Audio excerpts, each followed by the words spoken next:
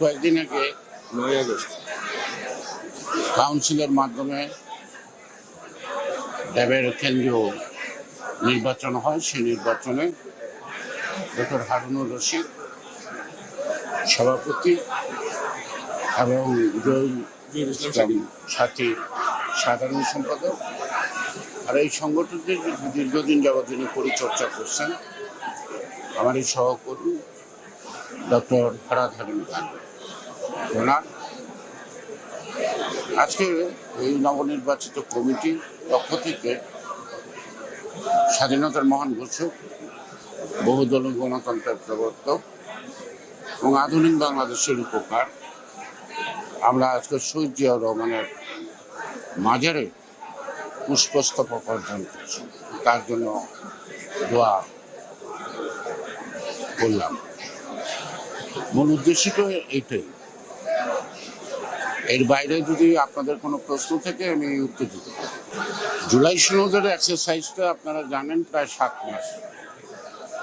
7 জন বিশেষজ্ঞ 7টা কমিশনের দায়িত্ব ছিল এবং ধারাবাহিক বৈঠক, তারপরে একটা মতৈক্য হয়। সেই মতৈক্যের সকল বিষয়ে একমত হওয়ার পরে আমাদের সবাই সবার স্বাক্ষর করি। কিন্তু দুঃখজনক হলো সেই দিন জুলাই সনদে স্বাক্ষর করা হয়েছে ঠিকই, সবাই 7 কমিশনারও করছে, রাজনৈতিক দল করছে, প্রধান উপদেষ্টা মাননীয় প্রধান উপদেষ্টা ডক্টর ইউনূসও করছে। কিন্তু আমরা যারা দর্শক ছিলাম আমাদের সামনে এই চুক্তিনামাটা পাঠ করে শোনানো হয়। কিন্তু 2 দিন পরে যখন প্রিন্টিং পেপার তারা আমাদের হাতে দিল তখন দেখলাম যে ফাইনাল যে সিদ্ধান্তগুলি ছিল সেই সিদ্ধান্তের মধ্যে অনেক রদবদল আছে, অনেক নতুনত্ব আছে, যেটা কোনো মতেই কাম্য নয়। এখন প্রশ্ন করতে পারেন যে আপনারা তো লেখাপড়া জানেন, যাই না শুনে স্বাক্ষর করলেন কেন?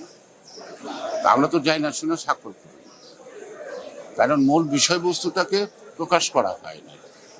তারপরে তার মধ্যে এই 7 জন কমিশনার এবং তার সাথে রিয়াজ তারা এই কাজটি করছে।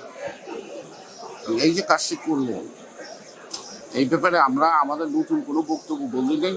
আমরা এটাই বলতে চাইছি যে এই দফাগুলির মধ্যে যা ছিল তার মধ্যে কোনো জায়গায় রদবদল, কোনো নতুনত্ব, যেমন পিয়ার সিস্টেম ছিল, পিয়ার সিস্টেম এখানে যোগ করছে।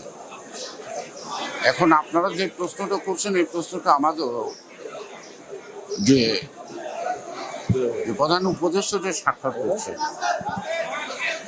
তিনি এই ব্যাপারে কিছু বলবেন, বাজার সরকার বলবেন। এখনো তারা নীরব আছেন। আমরা আমাদের বক্তব্যগুলোই জনসম্মুখে প্রকাশ করছি এবং পরবর্তী পর্যায়ে কি পদক্ষেপ হবে তার জন্য আপনাদেরকে অপেক্ষা করতে হবে।